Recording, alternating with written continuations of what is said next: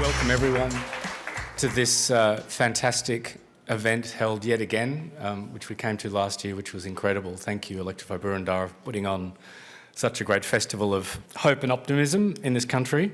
And this panel is the Electrification What's New session. We'll be going till 12 o'clock. We've got some slides and then presentations and then a panel discussion. We'll have questions from the audience, so please get your curly questions ready. So firstly, I'd like to just acknowledge we're meeting on the lands of the Wurundjeri people of the Kulin Nation. Sovereignty was never ceded, and pay deepest respects to any elders, past, present and future, who are gracing us today. So my name's Dan Cass. I'm the Executive Director of Rewiring Australia. We've had a little bit to do with this electrification journey since my colleague Saul Griffith helped found the organisation here after setting up Rewiring America in 2019. We'll hear from Saul in a minute. But also up front, thank you to the gold sponsors of this session, City Power and Solar Victoria. So Saul is a really incredible, truly extraordinary inventor. I mean, it's few people can say they're inventors. This man has invented robots, a rocket, air conditioners, a range of technologies over about 20 years, and then decided he wanted to invent a bit more climate hope than we've been enjoying in the past few decades. And the key to Saul's agenda as a scientist and a researcher is household electrification and this movement, really, this citizens and consumers movement for climate action, and really the leadership that comes up from the community and then I think inspires and drives corporations, governments and the rest of the society. So, really thrilled to get Saul's video up here. If we're ready, cue to play, great. Hi, I'm Saul Griffith from Rewiring Australia, and I'm delighted to be able to show up and speak, even if remotely, to Boroondara and your fabulous community event. We at Rewiring Australia, we're an electrification advocacy group. We work on four things. We work on policy, we work on regulation, we work on finance, and we work on community.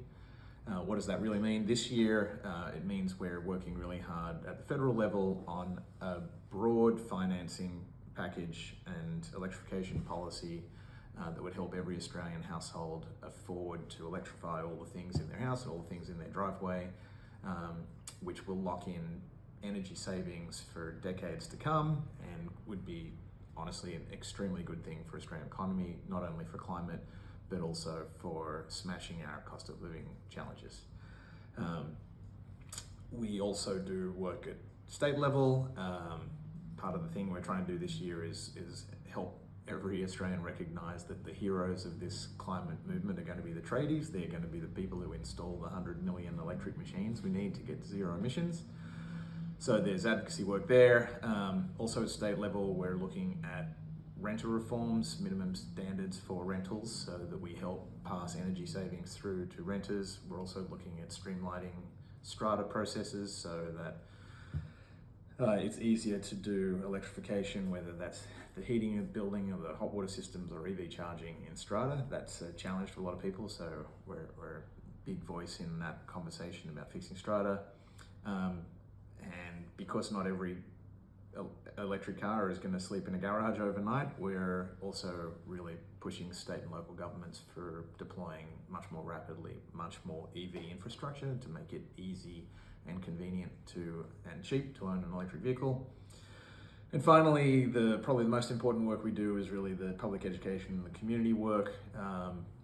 There's a big focus this year on a pilot in North Wollongong where we're trying to do accelerated electrification of the community. We've really learned that this energy transition is all about trust, and people trust their neighbours and their community more than just about anyone else in the misinformation and disinformation landscape we live in. So we're learning how to deliver good public education to every kitchen table in Australia so that we help Australian households make the right decisions for climate, the right decisions for their wallets, and the right decision about how to do their electrification journey. And that's a good way to emphasise the importance of what you're doing at Boroondara. You're one of the many community groups around Australia. You're one of the leading community groups that's really sort of pushing the boundaries, if you like, and accelerating this very, very critical energy transition. And finally, just as a nod, I think the next speaker is Lily D'Ambrosio. I'm a huge fan. She's my favourite energy minister across Australia, I think. She has really been leading the way, particularly with the gas transition plan for Victoria. And so celebrate you, Lily, and thank you everyone at Boroondara. I'm Saul Griffith from Rewiring Australia, and let's electrify everything. Well, thank you, Saul, in absentia. And I'd like to introduce the keynote speaker, the Honourable Lily D'Ambrosio, Minister for Climate Action, Minister for Energy and Resources, and Minister for the State Electricity Commission. And I was proudly wearing my SEC t-shirt yesterday at the Victoria Market, and old-timers still recognise the logo, which is great. And I remember when I was a little boy, I went, possibly I was an energy nerd too young, and I went to the fair, and there was an SEC stall every year, and they had a little record about saving the ERG, which was the energy unit they were talking about, and little t-shirts. And anyway, so I've been in this game a little bit too long, but really, I think it's a great honour for us having, as Saul said, Australia's best and longest-serving energy minister here, who's really been so focused and courageous, creating the infrastructure to really drive change around consumers, which was a whole new way of seeing the climate challenge, and really is a global lighthouse. I mean, we worked last year, we had a forum in Parliament House with the Minister and Jay Inslee, who's probably just about the most climate progressive governor in the United States, the governor of Washington on the West Coast.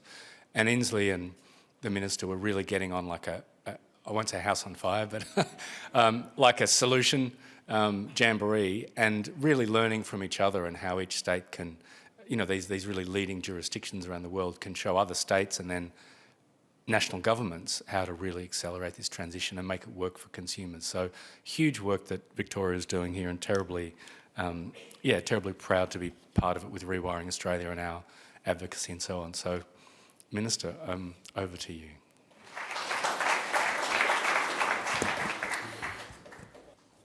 Thank you very much, Dan, for the introduction, and you're welcome, and thank you very much to all of you for the introduction. I would like to begin by my own acknowledgement of the Wurundjeri people. And of course we know that they are the traditional owners of the land on which we are gathered today. And my respects go to all elders of the past, the present and emerging, and of course any who may be here amongst us today.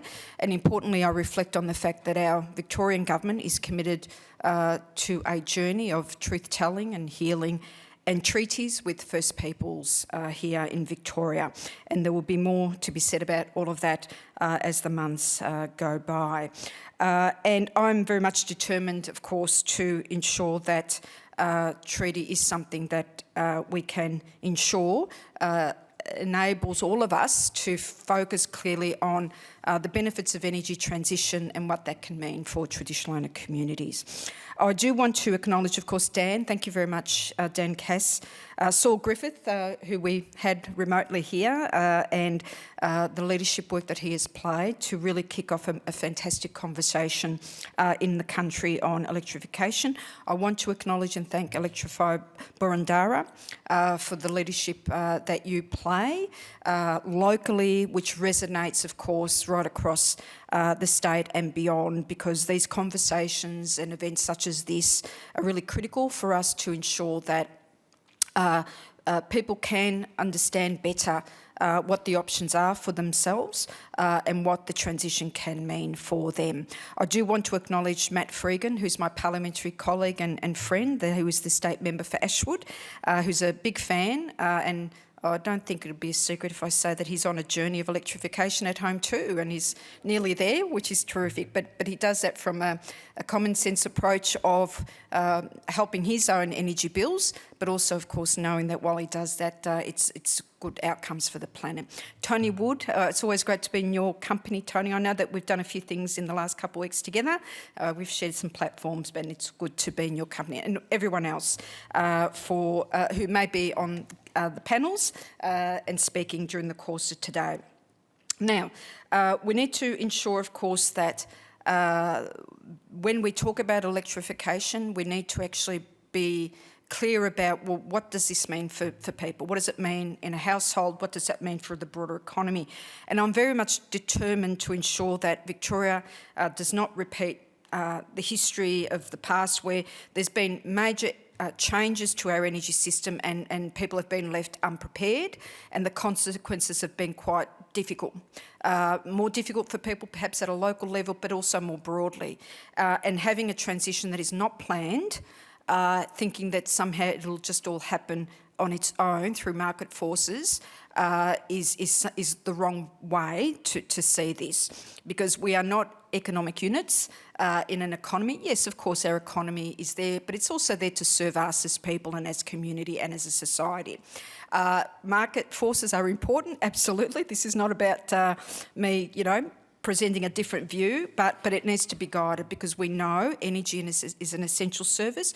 It's one that we all rely on, and the accessibility to that, the affordability of that, is really critical for us to ensure that we have the smoothest transition possible, where the benefits are shared across our state and country, and that we see many, many opportunities that come from the energy transition, not just in terms of affordability, but the skills and the jobs that can come from that, and how that sets us up to potential for new technologies to come in and to do the work that we need technologies to do, to ensure that we can continue to have as good a standard of living as any of us can want and aspire to, but ensuring that the transition is not bumpy, but it is one that we can all manage and manage well. So, with all of that, I am very excited to be here at your Expo, and I know that there's a lot of buzz in the room just down the corridor there, and I'm really looking forward to going for a walk and seeing what's on display and the conversations that have been had. But the tagline, of course, for your Expo today, it's simpler than you think. I think that speaks to the very real need to bring the community along the journey of this transition, and that's effectively what I've said from the opening remarks of my contribution today. The electrification of Victorian homes will be gradual and will require constant engagement, clear communication of the benefits, and a smooth journey for households. And today I want to outline what these benefits are, how the Allan Labor government in Victoria is supporting Victorians to reap these benefits, and how you and your community can get involved. The evidence is irrefutable. Going all electric or some electric saves people money. That's a reality, and that's a really good opener to any conversation. It's an essential opener, I would suggest, to any conversation around electrification.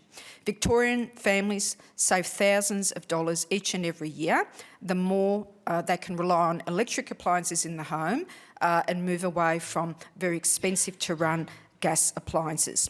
Just in the past few days, the Climate Change Authority, the federal government's Climate Change Authority, backed this up.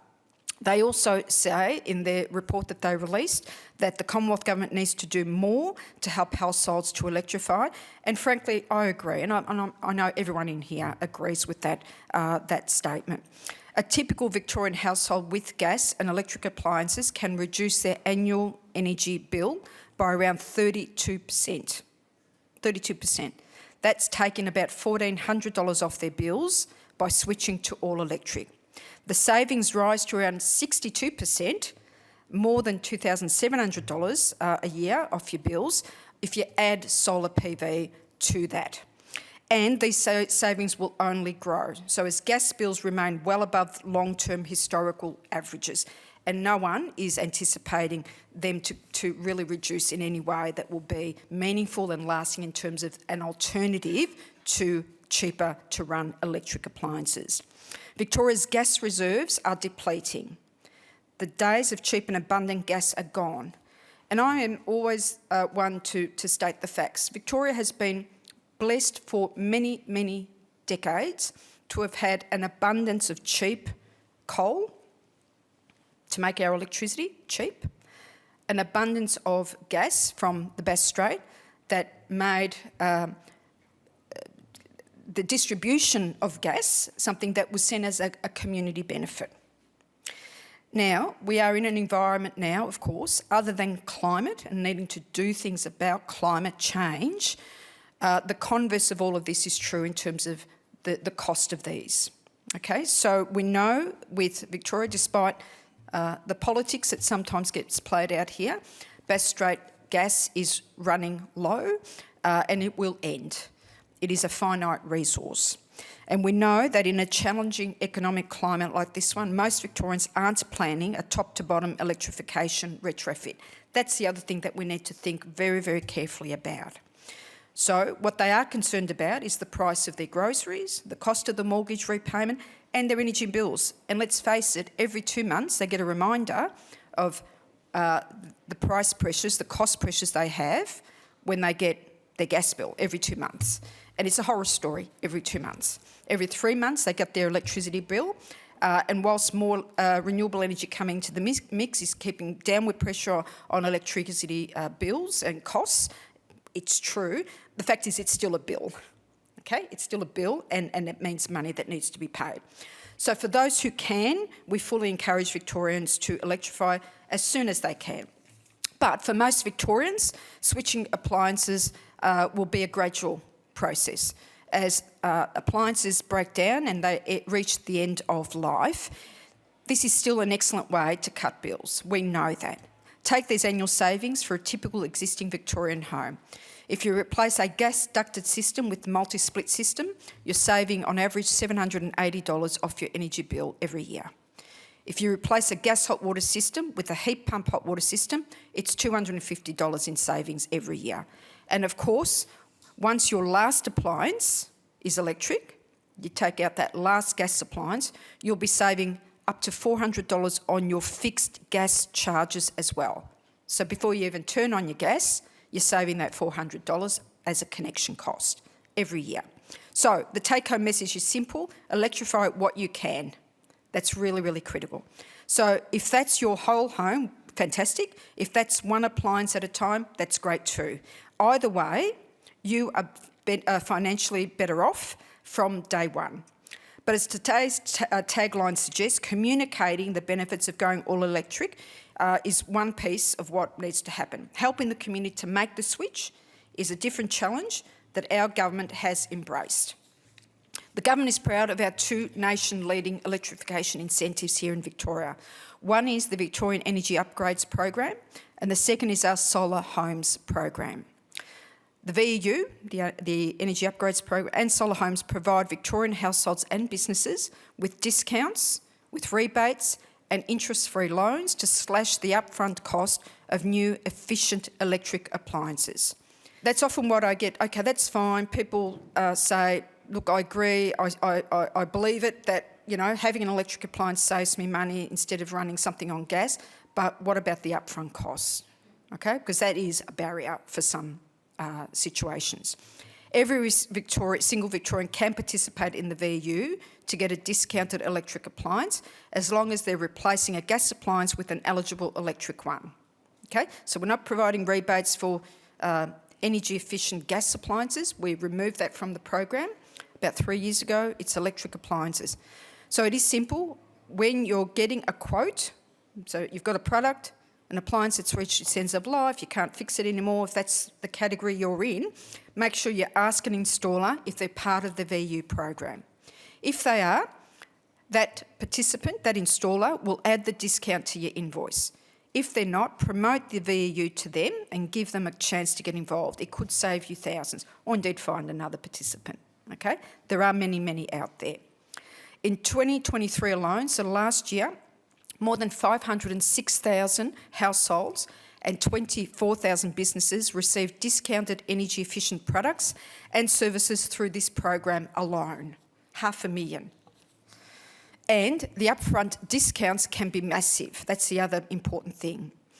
Up to $5,000 for a new whole-of-home multi-split system unit, or up to $1,500 for a hot water heat pump. Now, it depends on the product that you get. With anything in life, there are many models out there and things that have bells and whistles, others that might just have whistles. You know, there's lots of good products out there, right? Depends on what you want to do. But if you look at the average of your savings and the upfront discounts that you can get, the VU program can save you thousands of dollars in upfront costs. So if a product is reaching its end of life or has already gone and can't be resurrected, if that's, what you want to exhaust as an option, if that's exhausted, you're up for a cost for replacement anyway. The VU program helps to reduce that upfront cost, and in some instances quite significantly. Okay, and I've been to many homes where they've taken up these rebates and these discounts, and people are really, really pleased with the outcome. And of course, once you've got that appliance in there, you're saving dollars from day one. Solar Homes, which is the other program, provides rebates and interest-free loans for eligible households, up to $8,800 in interest-free loans on top of that for solar battery systems, and about $1,000 rebate for efficient electric hot water systems. And since Solar Homes commenced in 2018, the uptake has been significant. There have been more than 354,000 installations across the program, installation of over 274,000 solar panels, systems that is, not individual panels, so systems, installation of more than 16,000 batteries, installation of more than 30,000 water systems, hot water systems. And here's a really great success, although we need to do more. Of that program, 7,500 renters have had rebate applications approved to install solar PV. We're the only state to have a targeted solar PV incentive for renters. We know, on average, there's about 28% of Victorian homes are occupied by renters, and that's growing. And we know that in this area, it's also a really big number. So we need to make sure that we take people for the journey and not have anyone left behind. So we know that Victorians need more than financial support to navigate the change. They need trusted and reliable advice. And in a market where there are many voices promoting many products, and good on them, that, people are there and people are entitled to spruik their wares and make a business work, absolutely. It can be very, very confusing. Very, very confusing for just the normal person whose hot water system they may only think about, once it breaks down or getting to the end of life, or indeed when they start getting gas bills that are very high. So trusted and reliable advice is an area that our government is very, very focused on. Starting with the residential efficiency scorecard, every Victorian can get a discounted assessment from a vetted expert, which will measure their home's energy efficiency. That's vetted and supported by our government. This will make sure that any electrification or energy efficiency purchases are targeted and deliver the best bang for the buck. But what's really what I'm really excited about, of course, is our recent announcement from the State Electricity Commission. Not only are we building and looking at ownership and owning large renewable energy projects, the SEC will also become a one-stop shop for Victorian consumers, Victorian households, wanting to switch to all or more electric. Last month, the SEC piloted a free digital platform that briefly surveys Victorian households about their home and energy usage, and then tailors a plan to cut their energy bills through electrification. It includes suggestions for suitable appliances, estimated costs, return on investment, government rebates and emissions reductions, all in the one place. If customers want more information or to upgrade their appliances, they can connect with a local SEC-approved installer. The SEC is also running online public information sessions to promote savings from the small, cost-effective steps that can be taken immediately to end-of-life appliance purchases. So, the VEU, Solar Homes and SEC teams are all here today, so please make sure that you pop by their stand and have a chat. The staff are very capable, passionate and always willing to help, and their motivation is to help Victorian households. Now, these electrification programs are all part of our broader strategy outlined in our 2022 gas substitution roadmap and the update to that in 2023. And another update is coming out over the next few months. This gas substitution roadmap is the only one in the country. The only one in the country, and our government is backing it. It's our roadmap because we know that sometimes the energy transition can seem easy, but it's not. But we need to help navigate it, and people are looking for leadership. They're looking for leadership at a local level, community level, but they're also looking for leadership from local government, state government and federal government. In 2024, we will hold an extended public consultation also on how we can progressively electrify all new residential and most commercial buildings where appropriate electric appliance options are readily available. The same consultation will look at requiring existing gas-based heating and hot water systems in homes and relevant commercial buildings to be replaced with electric alternatives when they reach end of life. This is big. I don't want to understate it. It is a very, very big consultation and the proposals are very big reform pieces. But it's a journey and I want everyone to be very clear about this. It's a journey. But if we don't start soon, no one is going to thank anybody for a lack of leadership and simply sitting and hoping that it'll all get sorted out. It won't. If we do nothing, bills will continue to rise. People will continue to be locked in for decades to very, very expensive gas. And no, that is not good for anybody. It is not good for anybody. Now, in terms of minimum standards for rental homes, as we electrify at pace, our government will ensure that Victorian renters are not left behind because they can't make the decisions as a homeowner can. That's why this year we're lifting the minimum energy efficiency standards for rental homes. Some of those standards are non-energy, many of them are. They'll save Victorian renters up to $1,040 each and every year. Earlier this year, we released the proposed changes for public consultation and we are reviewing the submissions closely as we speak. These proposed changes will ensure that homes are adequately insulated and drought-proofed, so that so that they are that the heating and cooling is more effective. All of which will make rental homes considerably cheaper to run, to live in, and healthier to live in. Because, of course, that's the message. Getting off gas saves Victorians money. All electric homes are cheaper to live in, they're healthier and better for the environment. And that's why we are supporting Victorians on this journey, be it financially through the VEU and solar homes, or as a source of advice through the SEC. It's a high priority for our government. The wide range of initiatives I've discussed today demonstrate this. So we'll continue to play our part and lead, as of course you all here will lead. We need to present Victorians with the facts, cutting through the misinformation peddled by those with self-interest. It's really important to call that out. Thank you for taking us the journey with us, of course, and I thank everyone for the Expo and I hope you all enjoy it. Thank you.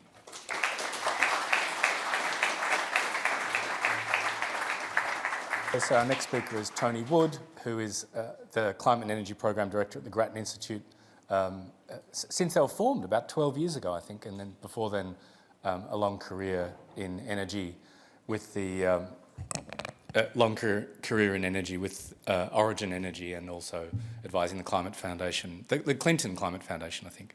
So Tony, really one of Australia's great leaders in energy analysis. Thanks, Dan, and good morning. Just in a few minutes, I want to build on some work that we've done at Grattan. Grattan Institute is, I guess, self-described as a public policy think tank. The main things about what we do is, A, we are very focused on the numbers, and B, we don't have a commercial, or I don't think, an ideological perspective on this. This is what are the numbers, what do we have to do, and how do we do it? Up until a few years ago, I lived 5 minutes walk from here in what used to be called, was the Methodist Church that supported what is now called MLC, or used to be called Methodist Ladies College. And in that building, we had ducted gas heating, and we also, at the time, had a diesel Land Rover. We then moved to Port Melbourne. We now have an all-electric apartment, induction cooktop, everything else is electric, and we have an electric vehicle in our apartment building. I'm not saying this to adversely compare Hawthorn with Port Melbourne. Just an example of how, for us, the change has been relatively straightforward, although we had to make some interesting decisions. There are two facts that Lee pointed out that I just want to re-emphasise. These are facts. Natural gas is called natural gas. This is no more natural than coal. We could call it natural coal if you like. It's not. It's a fossil fuel and it does contribute to global warming. That's a fact. The second fact is that Victoria, as the Minister said, is running out of gas. Physically. Not because of any political machinations or nasty activity by gas companies. Physically, we're running out of gas. And to be honest, together, governments, both, I'd suggest partly state, but mostly, and not either side of politics. Both sides of politics got caught up in a very difficult conversation a few years ago. But we've also seen the position of the federal government and also the industry hasn't grappled with what do we do about that. And the problem is, we've got to get off gas. Now, this is a Sunday morning. I was brought up in the Catholic religion, and I still can remember the words that are attributed to St. Augustine. Lord, make me pure, but not yet. That's what this is about. We have to get off gas, but we're not quite ready to do it. And that's why this gets a bit more difficult. The good news is we know how to do it. We know what the destination is. We know the destination is all electric.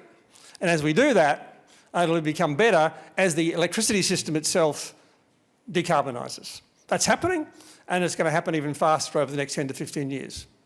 Secondly, as the Minister said, we will all save money. We have most of the technologies, and they're getting better all the time. It is not really surprising, but economic modellers do not. They do not include the things that people do, innovators do, when they're given the incentive to do so. And what we're already seeing is innovation happening. Some of the stuff you'll see outside today, but some of the stuff that's going on in terms of the way technology will improve in terms of electricity, in terms of providing those alternatives, both in the household, but also at industry. On the other side, there are challenges. And this is why it's important. The sort of thing that the Victorian government doing is heading in the right direction. There are more than 5 million households in Australia that have gas. If Victoria is to achieve our emissions reduction targets that the Victorian government now has embedded, we have to take off the gas system 200 households every day, 365 days a year for the next 20 years. Now, if you're a plumber and gas fitter, that's a lot of work to be done. But it also is important to realise that if we don't start soon, it just gets harder. There's still going to be, if there's still 2.5 million households in Victoria with gas in 5 years' time, that number gets even bigger. That's why getting moving on this is important. We have a longer history of using gas in this state than we do electricity, partly because we used to make gas from coal. Now we produce it we've been producing it from the Gippsland gas fields for many years. And also, there's a very important question, which isn't one for us as individuals, but it is an important question, and you will hear why. You'll also hear, as Lily described, vested interest, saying, well, this is too hard and too difficult, because right throughout Melbourne, there is a gas network. It is currently valued on the balance sheet of those companies at billions of dollars. Billions of dollars. And yet, if what I was saying earlier plays out as it has to, those assets in the future will be worth nothing.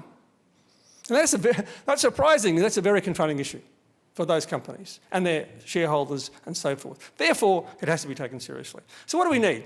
We need the sort of direction the way Victoria's heading. One of the things that the government did, and we don't claim any responsibility for this, although we welcomed it, is to ban new gas connections. The Minister talked about, we're not talking about throwing away perfectly good gas appliances. Replace them when the time's due. But if you don't, every time you replace a gas appliance with a gas appliance, you've locked in the costs and the emissions for 10 or 15 years. If we keep doing that, we're in trouble. We do need clear communication of the sort that the Minister's been talking about. And I think we've seen both in Victoria but also in the ACT, which is also undertaking a similar journey. We do need financing. Some of the stuff that Saul and Dan's organisation is working on, some of the stuff that the federal government's working on, and some of the stuff the state government's working on. And we do need to work with the unions because they will be important. For example, just making sure that the plumbers and gas fitters are qualified to be able to make the changeover easily for you when that gas appliance breaks. Someone can get, right now, you bring your plumber, they'll say, we can give you a hot water system this afternoon. If you want electric, it's going to take you 2 weeks. Well, that has to change. And remember, this is going to be better, it's going to be cleaner, and it's going to be cheaper. Thank you.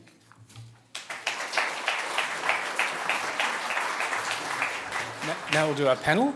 If the speakers could come back and we'll get the chairs simplify things so people understand what are the fundamental dynamics and the trade-offs, who are the blockers, who are the leaders. And so I think in that spirit, if I'll go first to you, Lily, you know, Victoria, for possibly a range of reasons that were really challenging for you, like dwindling gas, maybe you had to lead. I think it was also because the government and you had a real consensus and you thought through the issues. But regardless of exactly the reasons, if we fail to replace gas with electric, we lock in high costs for consumers and high emissions going forward. Is there anything you can say about how we as a movement can work to help encourage other states to, you know, to catch up to where you're at, even if they have very different circumstances? Well, look, there are choices to be made, absolutely. And more than a couple of years ago, we chose to take the road that we are through having a gas substitution roadmap, because we know that the journey is going to be years in the having. Okay, we know that, and we knew and understood that we had to start early, but not everyone is at that point. Certainly, we would encourage other states to turn their minds to it. But look, the reality is also the fact that with, and the crunch really came, I think, in 2022 when globally we had the Russia invading Ukraine, Russia started constraining the supply of gas to Europe. I mean, this is all real stuff that has impacted Australia, the cost of gas, the price of gas. And we saw then, of course, a significant jump in the price of gas, because our gas is tied to a global market, and everyone's gas bills went up. And they also went up, of course, about 10 years ago when old long-term gas supply contracts were coming off. They were very cheap. That had been locked in for many, many decades. And Tony, you will know this better than anyone because of the history you've got in terms of the sector that you've worked in over the years. But so those days are really gone in terms of cheap gas. But the reality is you can either ignore it, and some people choose to ignore it. Some political parties choose to ignore the need to tackle this challenge and also the emissions that come with it. Or you can actually start to have conversations and treat people like adults and grown-ups. But the conversation is a real conversation that has to be had, which means that it's just not simply saying this has got to be done. It's about how you do it and how do you take into account the many journeys that people are on. And some people are going to have greater difficulty than others, potentially, unless governments actually have responses and policies and programs that actually make the decisions much easier for people, and have the confidence to know that the journey that is on is the right one for them. So the affordability question is really, very real, very real. So are the savings, though, for people. And that's why it's really critical that we talk about that for people. The other thing, of course, in Victoria, people might not, I'm not sure if people are aware of the figures, but about 80% of Victoria's households are connected to the gas network. In New South Wales, if we see New South Wales as a bit of a proxy for the next most comparable state, it's 42%. 42%. So we are the outlier when you think about it. But that's not to say that we hadn't benefited for many decades for the fact that it was very cheap for a long time. But the journey is there, it's got to be had. It's about 17% of our emissions in Victoria. So tackling climate change has to include solutions for swapping out fossil gas for cheaper electricity as it becomes cleaner. Great. This question of the gas abolishment and the network problem, big stranded asset, no one wants to take the value off someone's balance sheet. Can you just talk a little bit about that economic calculus? Like, what is there a freedom to just stay connected for, you know, the die-hard 1% who want to have gas appliances forever? And what might that even mean? Yeah. Look, it wasn't that long ago in the US there was a debate that there was a fundamental constitutional right to have halogen lights. And now, these complex questions, sure. Really neat, right? Everyone's forgotten about what a halogen lamp used to be. It's amazing how quickly we can change when we're given the incentives and we see the consequences of not changing. And there's so many things. I mean, people do not have the right to drive home from this event as fast as they want. We are used to regulations that benefit all of us, even though it might annoy some of us. And that's what this is about, in a sense, right? So when you talk about people have a right to do these things, well, you know, there are things which within certain boundaries, of course you should have flexibility to do certain things and make choices, but not when it costs other people in terms of their health, not when it costs other people in terms of the economy, and not where it affects other people in terms of the climate. Yeah, great answer. All right, so we've got a few questions already, but if we can just get one from you, please. Thank you very much for being available to answer our questions. What's really holding us up with putting the solar panels on and the heat pump, etc., is safeguarding our warranty.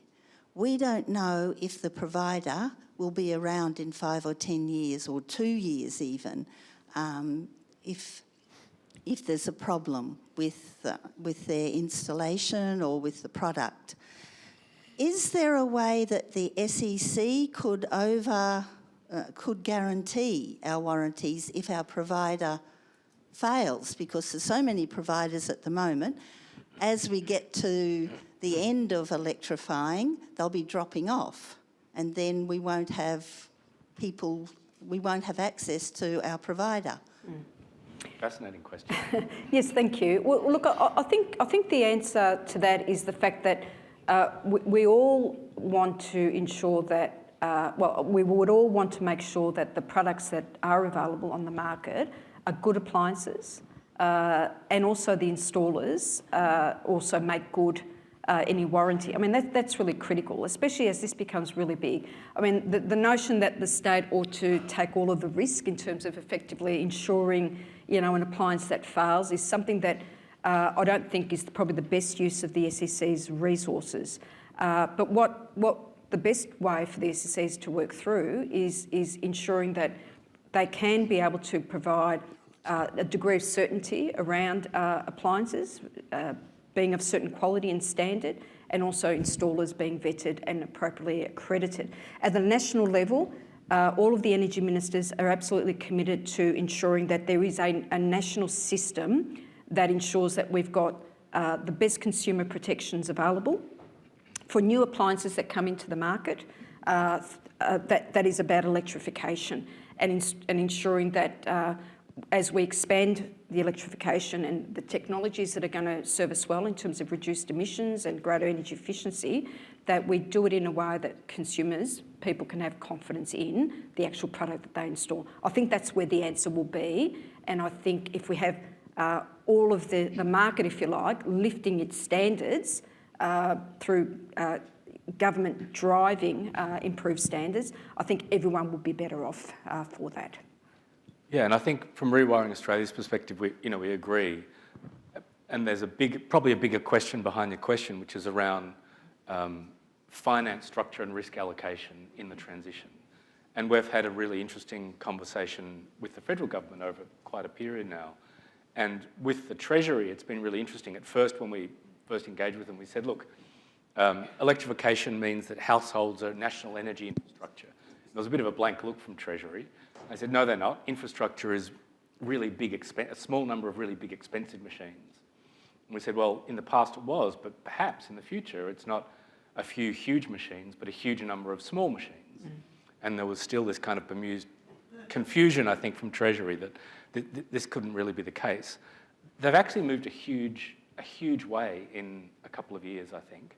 They're not about to say, straight away, Snowy 2 is now replaced by air conditioners and what have you, but they're thinking through it, I think, from the ground up in terms of risk, public finance, and national policy priorities and how you fund them.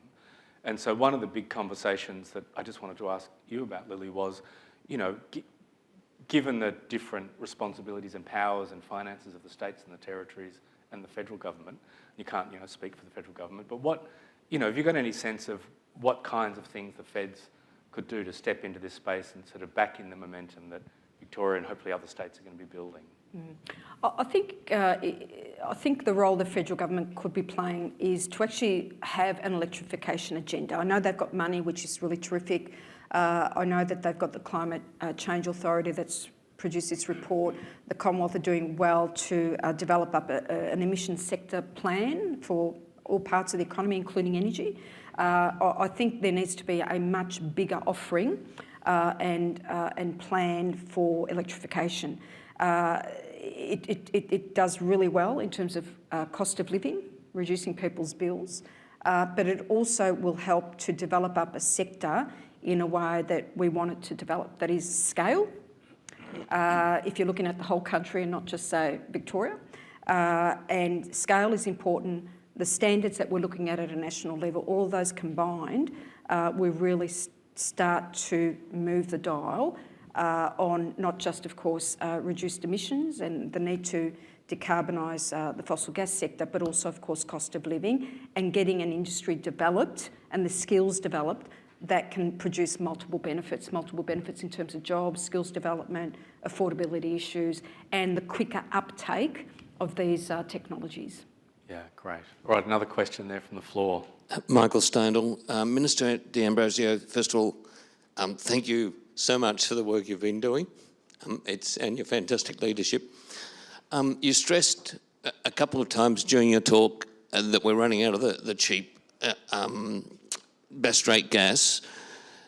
Rather than seeing that as a reason to accelerate the change, a lot of the policy and industry are using that as an argument to drill, baby, drill. Can you comment on that and the fact that Australia is basically one of the largest exporters of gas and how we address that issue? Well, thank you. Look, I won't spend too much on it except to say that Victoria has and continue to have comments in the public space around the export of gas. I think in a country where, regardless of climate, if you simply look at this in terms of supply and demand, we produce so much gas as a country. We export so much because, we contract out gas, but to the degree that we're actually struggling for gas supply for domestic purposes. I think that's nuts, frankly. But having said that, that's been a situation that has evolved over many years. I'm not attributing blame to any particular flavour of government, but it has been one that has just not been addressed properly, I think, right from the beginning when we first started and started to export gas. So we've got this really, this demand-supply challenge, which to many other countries would probably not make a lot of sense. Putting that aside, it's not necessarily the case that because Victoria's in the situation that we are, that there is only one logical way through, and that is what we're doing. I mean, the fact is there is no unity ticket in Victoria on how we plan and deal with gas supply challenges and also the affordability of it. There isn't. So if people think that this is only ever going to go in one direction, it's not. There are still people in Victoria, the opposition, that believe that the answer is simply to look for more gas, notwithstanding what the position is on climate, not what the position is on affordability. Our motivation and our focus is purely on ensuring that we can't afford to run out of gas, right? That's important because we need to be really clear-eyed about this. The rate of us reducing our reliance on gas is not going as fast as is the supply of gas, right? And you just can't afford to run out of gas when you're not ready. That's the reality. No one is going to thank anybody for that. But we need to be really clear about what we put in place to encourage people or to make social good decisions around what the network looks like in terms of future of gas and our reliance on it. And that's why we're taking the steps we are with regulation, not continuing to expand a network, because that means you're locking in expensive gas for decades to come and you're not dealing with climate. All of these things are doable, but we've just got to be really clear that it's not necessarily all going to go in one direction because political parties have different views on this. Can I just add one thing onto that, and that is that you will hear people say, and if you watched a couple of television programs last week, very loudly, that this is because we've got all this gas, how can we possibly be running out? It's a very simple answer. This is a big country, and where the gas is not where the people are. This has got nothing to do with whether or not we should have a gas reservation policy in Queensland. Nothing to do with that. This is simply about, even if we did have twice as much gas in Queensland as we currently develop, you've still got to get to Victoria. And we do not have a physical system that can get that much to Victoria to offset what Lily's been talking about, that is the decline of Gippsland. Now, we've known this has been happening for a long time. We sort of hoped that we'd find some more, and we have found some, but nowhere near enough. That is the simple math. This has got nothing to do with all the conspiracy theories you hear. This is about the physical status of this country and where the gas is and where the people are. All right, I think we'll get one more question and then we're... My name's Sarah Brennan. I've just been to WA, where there are huge exports of gas happen. WA is third after Qatar and the USA, apparently, in the quantity of gas exported. There seems to be a case of state capture there. The government seems to be enthralled to the gas companies. Do you have any connections with or liaison with ministers in other jurisdictions? And do you have any success in persuading them to follow Victoria's example? Well, look, my efforts are going into how we solve, you know, the issues around gas here in Victoria. I mean, as much as I wouldn't welcome any other state coming to Victoria to tell us how to do things, I'm not going to, you know, get into giving advice to other jurisdictions. They've got their own set of particular challenges or opportunities, and I'll leave it at that. But the point is, of course, the Commonwealth Government is going to have to come to terms with the national thinking around gas and how we manage the need to decarbonise. Like I said, I do want to. Well, actually, I have not said this. I mean, there are some out there who will simply say, just turn off the tap. I mean, that is nuts, frankly, and it comes from people who don't have responsibility for actually running a government. There are political parties out there who say this, but when you ask them the question, yeah, but how are we going to manage people, their heating needs in the middle of winter when they don't have the opportunity to swap out? How do you do all of that? Well, there's no answer. So catchphrases are really easy and they're cheap, but they do no one any good. A responsible government has to manage it all, and the fact is you've got to look at the trajectory of it, not what actually happens on any one particular day or one particular year or any one decision around what happens with a gas licence. It's about where do you need to be by when and how you're going to get there, and make it as smooth as possible, and ensuring that you never lose sight of that question around affordability and communities being left behind, because no one can afford any of that to happen. And I say that not from a political view, but it's about the public good. It's about the public good, and the public is everybody. We're all children of our history. When you look at Western Australia, Tasmania and Victoria, the history of energy supply has been fundamentally different. So the journey away from what we used to do is fundamentally different. Tasmania is close to 100% renewable today, but it's always been close to 100% renewable. WA depended on gas a lot, and for most of the last 20 or 30 years, WA's emissions for the whole economy of WA have been lower than Victoria because we had the resource that we were using that Lee talked about before, which was coal.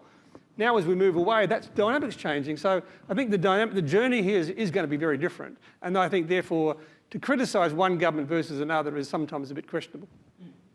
I just have to make one point, though, that I think what people in Western Australia are starting to realise is how little revenue actually in the end flows back to the community. And, you know, the fossil reserve, the mineral estate, is actually owned by us, taxpayers. So Chevron doesn't invent gas, they just take our gas. And if you think of the national balance sheet, the balance sheet goes down when they export the gas because it's not renewable. It's a one-off resource. So I think there's also an interesting argument there that gets a little more support now across the political spectrum, which is, well, if they are taking it all and exporting it, regardless of exactly how much we reserve here, if the federal government stepped up and started fixing the petroleum resource rent tax and worked with the states on the royalty schemes, at least there'd be a little more dividend to reinvest in the transition, regardless of whether that's, you know, in Western Australia or at the national level. One more question, then we really must go. No more questions. We're getting the wind up. Thank you, everyone, for coming. Thank you, Electrify Boroondara and the other Electrify groups who are here, and all the individuals. Thank you for your advocacy in your families and at Christmas with the crazy climate-denying uncles and so on, and convincing people that this really is better for the planet, it's better for the bills, it's better for the kids' health, it's better for the dogs' health, it's better for everyone. helps the Minister manage the energy balance for the state of Victoria. So it's all good. Please keep going. Don't take no for an answer. And yeah, enjoy your weekend. Thank you.